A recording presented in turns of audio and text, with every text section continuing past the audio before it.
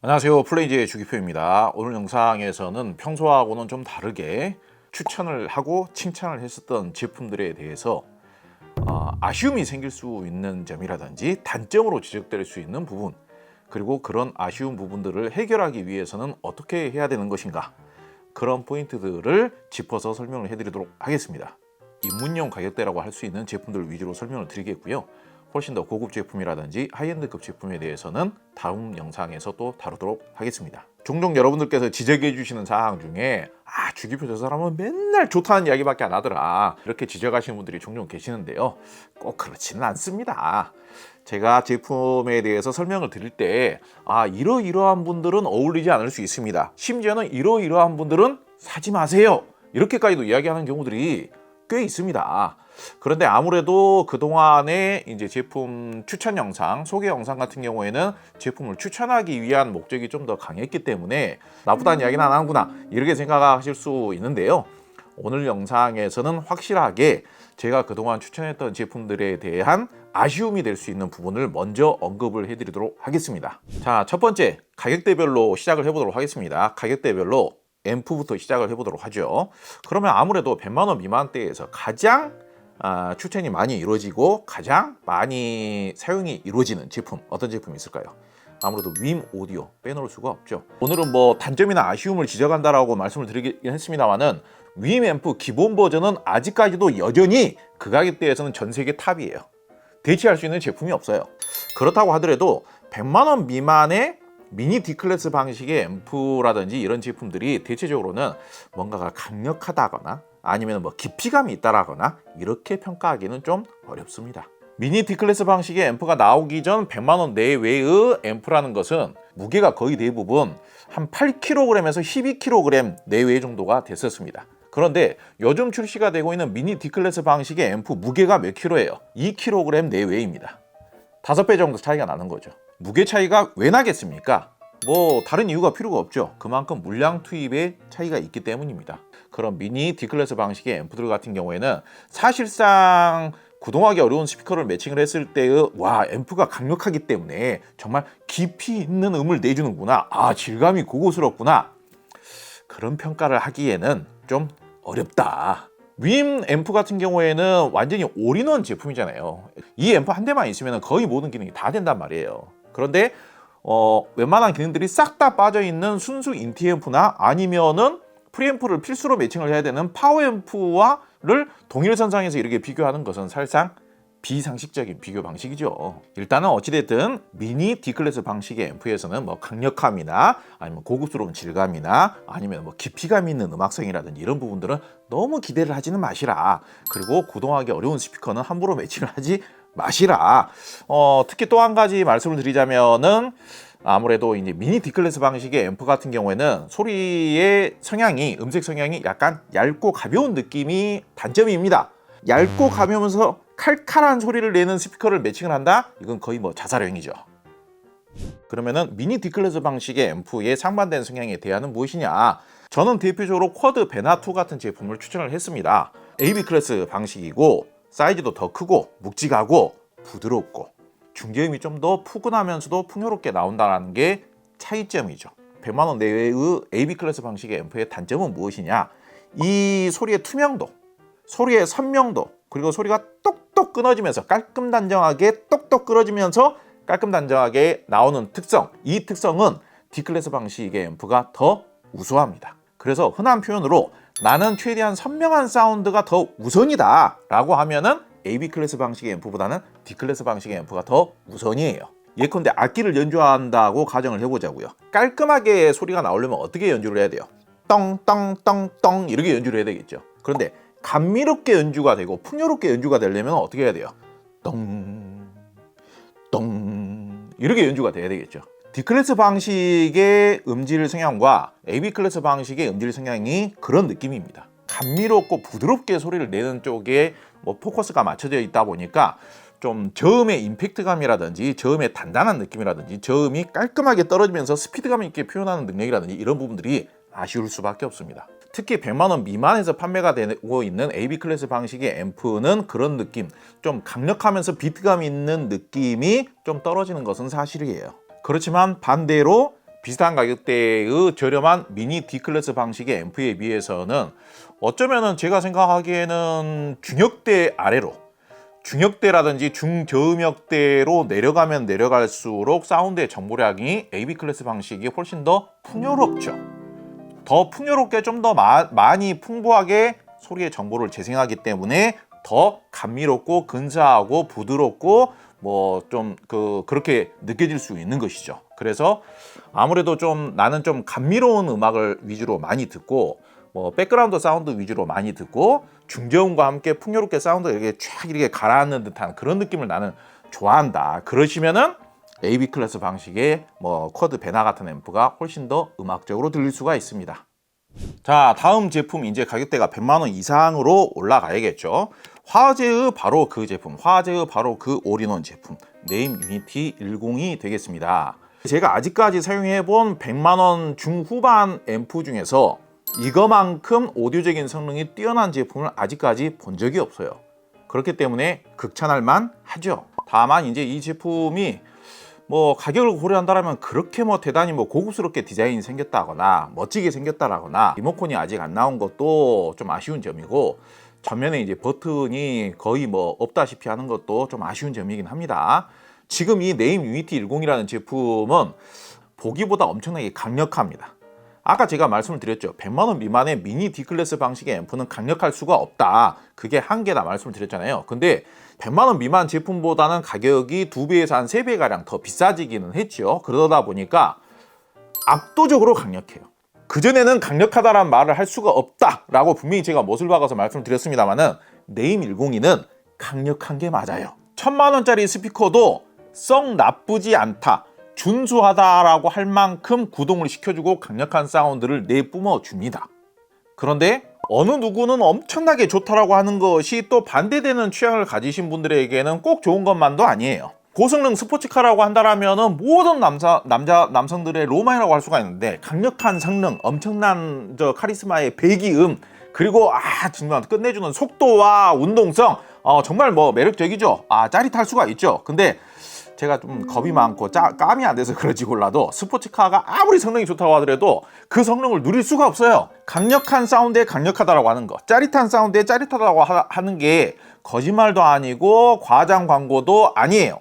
그런데 그 느낌이 내가 듣기에는 좀 약간 좀 피곤하고 공격적이고 뻣뻣하게 들리고 좀 부담스럽게 느껴질 수 있는 경우가 많이 있습니다. 그래서 약간 진공관 앰프의 음색을 좋아하실 만한 분들, 절대 자극이 없으면서 중저음이 풍요롭게 잘 나와주는 그런 느낌의 사운드를 좋아하시는 분들 입장에서는 아무래도 사운드가 약간 뻣뻣하고 살짝 피곤하게 살짝 인위적으로 느껴질 수 있는 여지가 있습니다. 그리고 먼저 설명을 해드렸던 미니 D클래스 방식의 앰프라든지 아니면은 100만 원 내외의 AB 클래스 방식의 앰프를 설명을 드릴 때 계속 제가 구동이 쉬운 스피커를 매칭해야 된다, 구동이 쉬운 스피커를 매칭을 해야 된다, 이렇게 설명을 드렸지 않습니까? 그런데 네임 102는 반대예요. 네임 102는 일부 구동이 쉬운 스피커를 매칭을 했을 때에는 오히려 네임 102의 성향이 그 스피커를 압도를 하면서 너무 맹렬한 사운드를 내게 되는 그런 경향도 종종 보입니다. 다만 네임 102를 제가 극찬하는 이유가 아직까지의 일반적인 D클래스 방식의 앰프에 비해서는 그래도 그러한 아쉬움이나 단점이 훨씬 더 많이 개선이 됐어요. 예컨대 D클래스 방식의 앰프의 선호도의 차이를 50대 50이라고 이야기를 해보자고요. 좋아하실 만한 분이 50%가 있고 싫어하실 만한 분이 50%가 있어요. 이 50%는 아쉬움이라고 볼 수 있겠죠.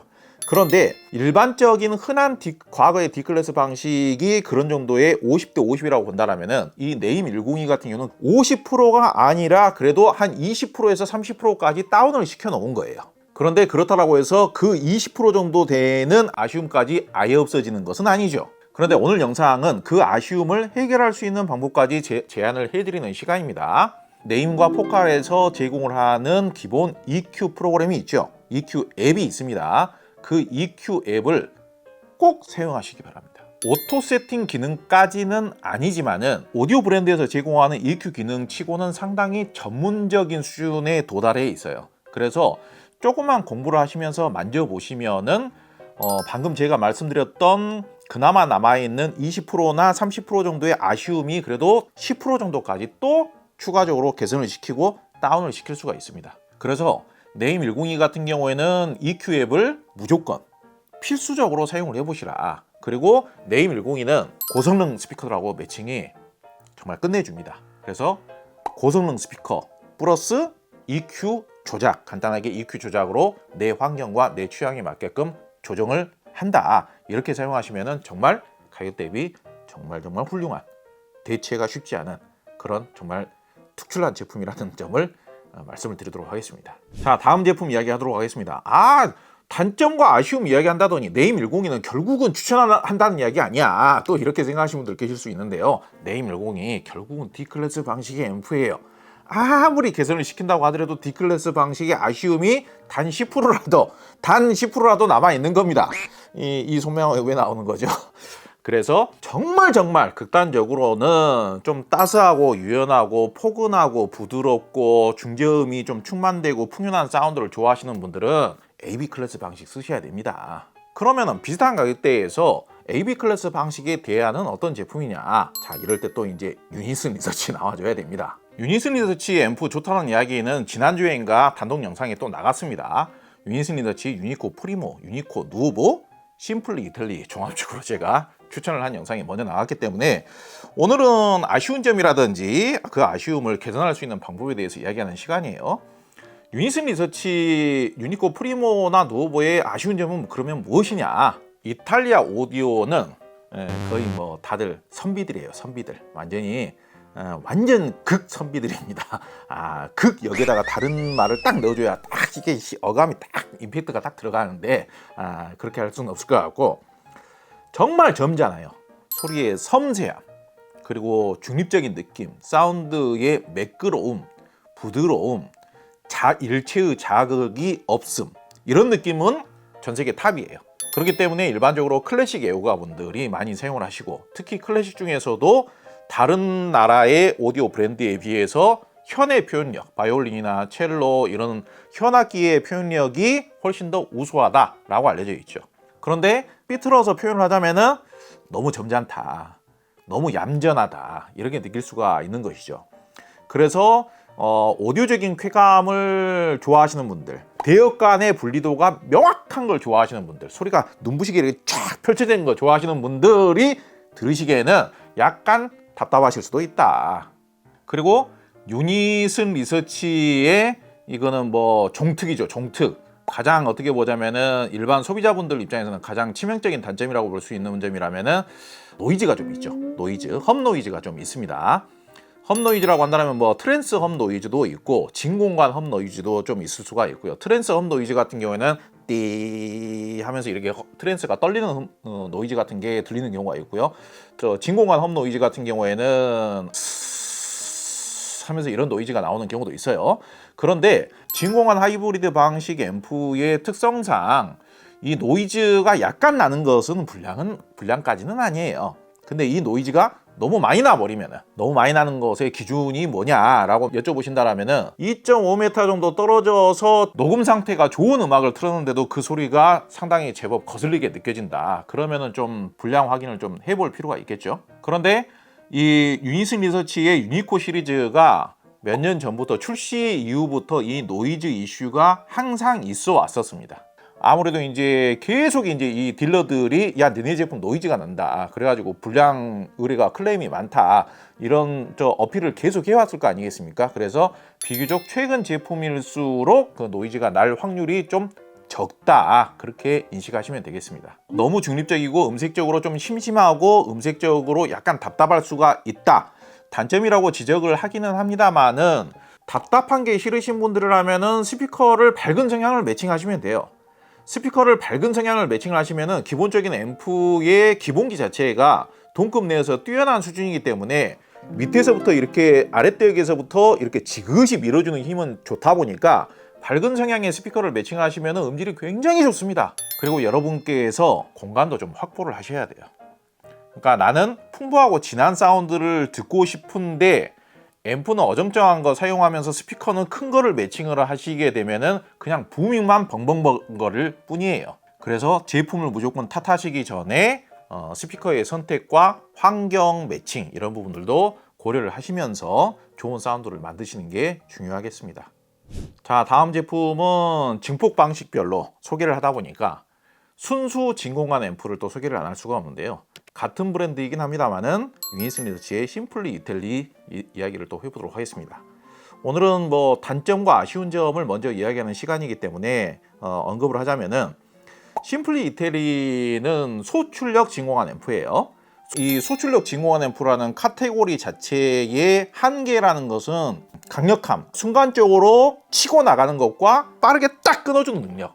요 능력이 소출력 진공관 앰프들에서는 기대하기가 어려워요. 자, D클래스 방식의 장점은 방금 제가 말씀드린 빠르게 나가고 정확하게 끊어주는 능력은 D클래스 방식의 앰프가 뛰어나요. 그래서 깔끔 단정하게 느껴지죠. 깔끔하면서도 효율적이긴 하지만은 감미로움이나 무슨 뭐 풍요로움이나 이런 느낌까지는 별로 없죠. 그런데 그거하고 완전히 정반대되는 느낌이 진공관 앰프의 음색 방식이라고 보시면 됩니다. 쿵 하고 계속 그 울림음이 쿵 이렇게 나오게끔 가만히 놔두는 게 진공관 앰프의 느낌이에요. 진공관 앰프의 표현력이라는 게 이러다 보니까 그게 취향에 따라서는 아주 매력적인 장점으로 발휘될 수도 있고, 반대로 소리가 좀 깨끗한 사운드를 좋아하시는 분들, 명징한 사운드를 좋아하시는 분들한테 입장에서는 솔부명하고 늘어지게 느껴지고 정확하지 않게 느껴질 수도 있는 겁니다. 남이섬 가보셨죠? 남이섬이라든지 아니면은 아침 고요 수목원 가보셨습니까? 남이섬이나 아침 고요 수목원에 가가지고 천천히 산책하는 느낌이라고 보시면 돼요. 당일치기로 여행을 가는데 어떤 여행을 하고 싶냐? 아, 당일치기면 어디 멀리 가기는 좀 어렵고 우리 남이섬이나 갈까? 아침고요 수목원이나 갈까? 이렇게 생각하시는 분들은 진공관 앰프하고 어울리실 수 있는 분들이에요. 그런데 그런데 가면 너무 재미없잖아. 뭐 거기 가서 할 게 없잖아. 놀거리가 없잖아. 익스트림 스포츠 해야지. 익스트림 스포츠. 이런 분들은 좀 답답하게 느낄 수가 있는 거예요. 그런데 여기에서 오해를 하실 필요는 없습니다. 진공관 앰프의 음질이라고 해서 소리가 무조건 답답한 것만은 아니에요. 소리가 밝게 잘 나와줄 수 있는 그런 환경과 매칭만 잘 해주시면은 소출력 진공관 앰프라고 하더라도 해상력과 표현력, 사운드의 음색적인 뉘앙스의 표현력, 이런 느낌들이 그냥 단순 TR 앰프에 비해서 훨씬 더 풍부하게 표현이 됩니다. 그래서 구동하기가 쉬우면서 아무래도 중저음이 좀 더 풍요롭게 나오는 스피커라고 매칭을 하셔야만 좀 장점이 발휘가 될 수 있는 그런 방식의 앰프라고 볼 수 있는데, 좀 구동하기가 어려운 스피커라든지 중저음의 양감이 좀 부족한 스피커라든지 그런 환경에서 사용하시는 경우에는 사운드가 좀 허전해집니다. 이 소출력 진공관 앰프의 음색적인 매력이라는 것은 우리 인류가 누릴 수 있는, 특히 오디오 마니아만 누릴 수가 있는 정말 대체 불가능성의 정말 낭만적인 음색적 매력을 가지고 있죠. 그런데 D클래스 방식으로는 불가능해요.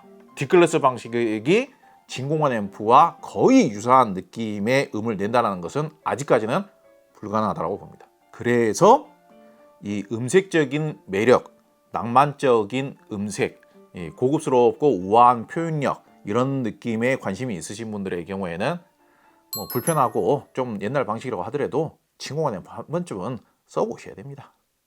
마지막으로 한 가지 제품을 언급을 하자면은 아캄 SA35에 대해서 말씀드리고 싶습니다.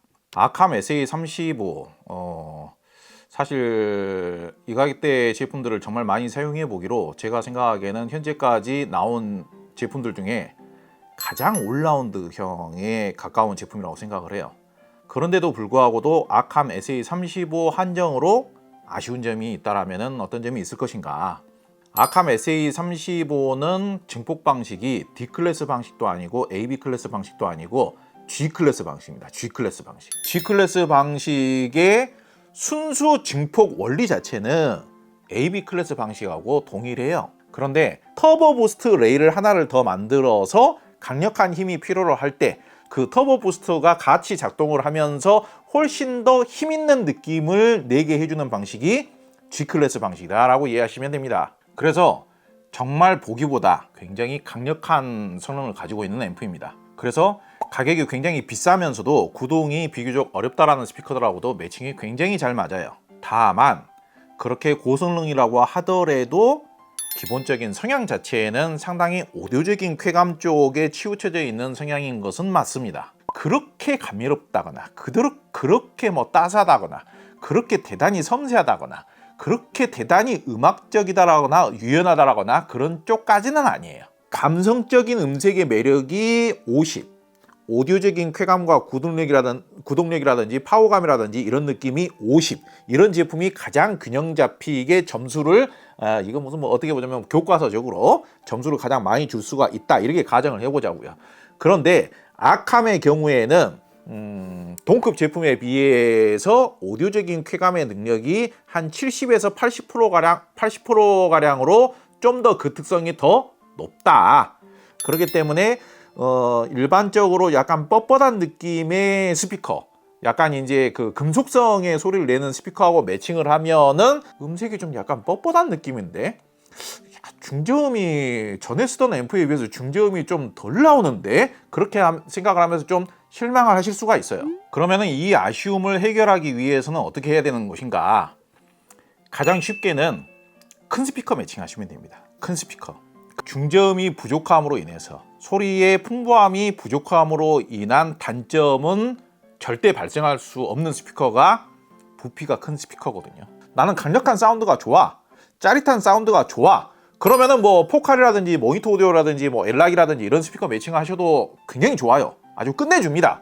그런데 반대로 나는 부드럽고 감미롭고 따스하고 풍요롭게 많이 나오는 사운드를 나는 좋아한다, 그러면은 양감이 많이 나오는 스피커를 매칭하시면 해결이 돼요. 매칭의 느낌이 거의 완벽합니다. 다소 살짝 좀 얌전한 성향, 약간 좀 중립적이면서 좀 심심할 수 있는 성향, 뭐 예컨대 뭐 BMW 매칭한 사운드, 이거 단점 지적하기 어려울 겁니다.